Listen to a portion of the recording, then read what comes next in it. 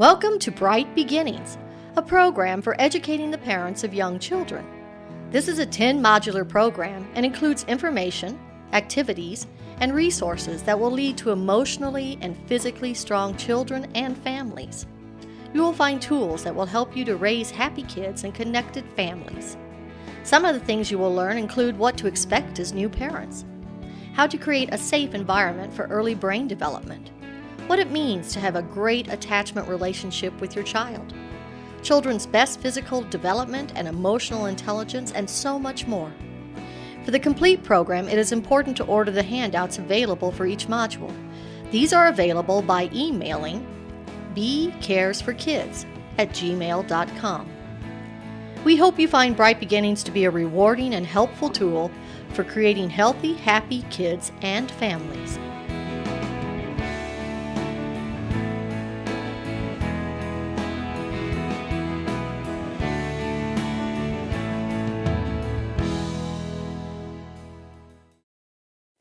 We have explored the physical and emotional development that help form healthy lives for our kids. Now, let's explore the social development of our children. Take a moment to think back and see if you can answer these questions. Can you name 4 Miss Americas? How about 4 Nobel Prize winners? How'd you do? Now let's try something a little bit different. Think back and see if you can remember 4 influential teachers from your life. Or how about 4 people who you love? If you're like most people, the first 2 questions were difficult and the last 2 much easier. That's because the people close and personal to us have a great effect on who we are and on our memories. Social development refers to a child's ability to achieve goals in social interaction and also to create and maintain positive relationships. We can refer to this as interpersonal intelligence, and it's a part of emotional intelligence.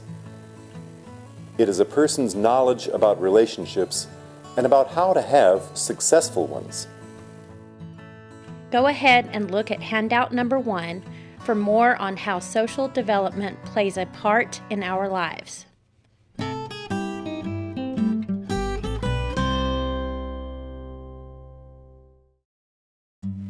Healthy social development may be one of the keys to happiness and career success. Positive social development helps to prevent child difficulties such as feelings of rejection, juvenile delinquency, drug and alcohol misuse, etc. School violence is often the result of a lack of healthy social development. Social development challenges may increase the risks of poor mental health, poor academic achievement, school dropout, employment difficulties, and other risks. Research shows that by the age of 6, children should have developed minimal social competence to avoid the aforementioned risks. Although intelligence, good grades, and classroom behavior are all important, it is how kids get along with kids that may be the greatest predictor of a healthy adult life to come. Social competence is made up of a number of related concepts. Self-skills include self-confidence, coping ability or resilience, dealing with feelings of stress, loss, or anger, self-control of impulses and behavior. Then there are interaction skills. Social expectations, understanding how to share, greet others, and cooperation. Social awareness, the ability to identify and care for your own feelings as well as feelings for others and express them appropriately in a social setting.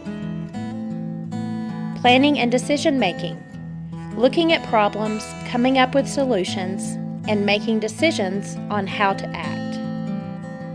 Social interaction, how an individual interacts with others in one-on-one and group encounters. Conflict resolution, negotiating differences with others. Young children progress from observation to practice to competence regarding these skills. As parents, we need to recognize that each of these stages take time and guide our children through them. Go ahead and look at Handout 2 at this time to get a feel for your child's social development, remembering that there are no right or wrong answers.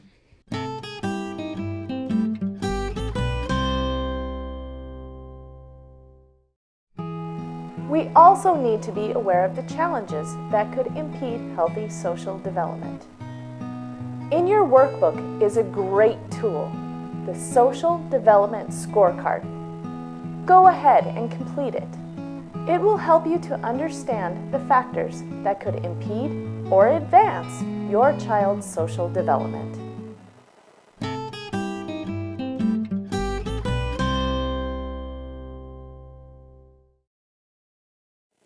There are personal factors. Your child's temperament, the occurrence of ADHD or attention deficit problems, or other special needs or physical limitations. Then there are social factors, including the parent-child attachment strength, the child's opportunity for social interaction, and the quality of peer relationships. And lastly, there are environmental factors. These include media messages, parental beliefs about the socialization of children and the home environment, and the level of stress and conflict there. Aggression is something that parents need to understand and be able to address. There are two types of aggression. Overt aggression is shown through physical or verbal threats and often leads to rejection of the aggressor from their peers. And relational aggression, where the child hurts others' feelings by threatening relationships, exclusion, threatening to withdraw a friendship, etc. Parents need to be aware that most children at some time will use either form of aggression, but also be sensitive to the impact of the child involved. Model appropriate behavior, and watch for repeated aggression over time that may need more intervention.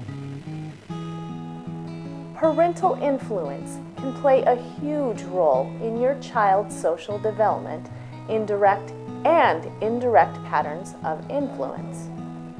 Directly, parents can personally intervene, and indirectly, they can set examples and create healthy environments that help nurture positive social development. Consider yourself, the parent, your child's social manager. Here's some ideas about what you can offer. Create opportunities for your kids for positive interaction with other children, one-on-one or group sessions.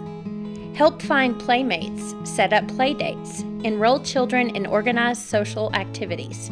Help them to make introductions and enter into play. Encourage them to practice please and thank yous. Sharing, and arrange and organize supervised play groups, perhaps at your own home or yard. Use conflicts as teaching moments, highlighting compromise and negotiation. Intervene when your child enters conflict that appears beyond their abilities, and use parental coaching to help them negotiate and use conflict resolution skills.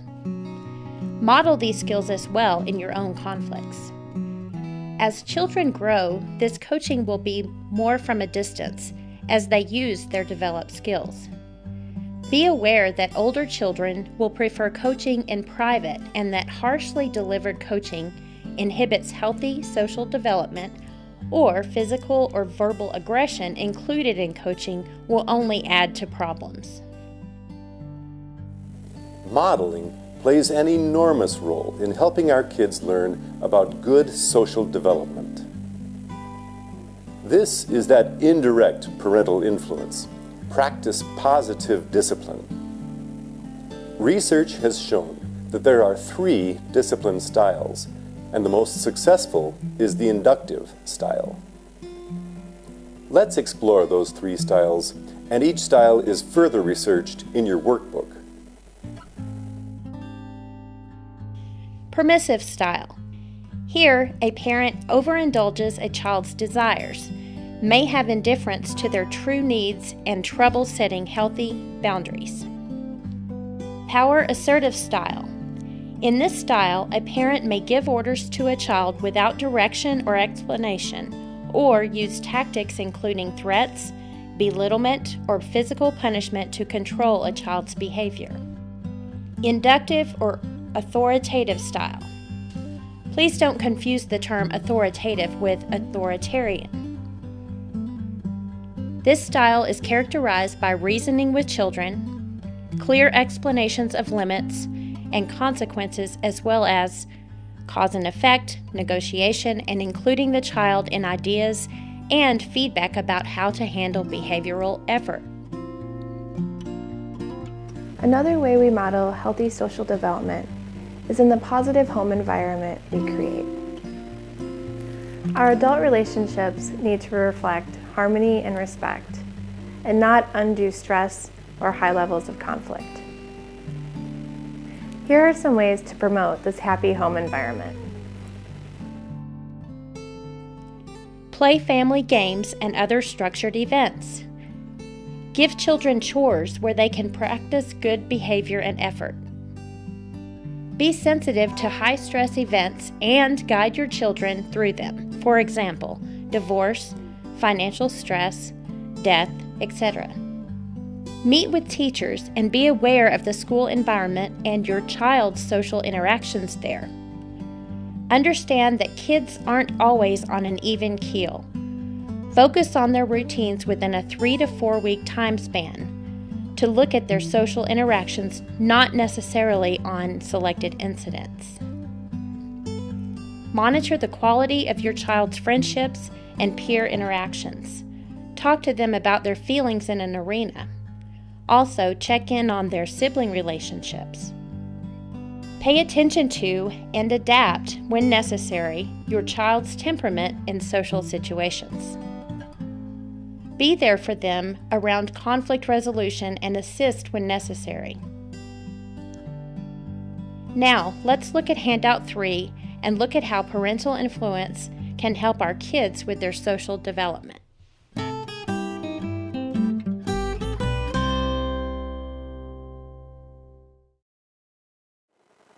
All these strategies will help your child develop lasting and successful social interactions. Resolve to start early with love, attention, and a positive example.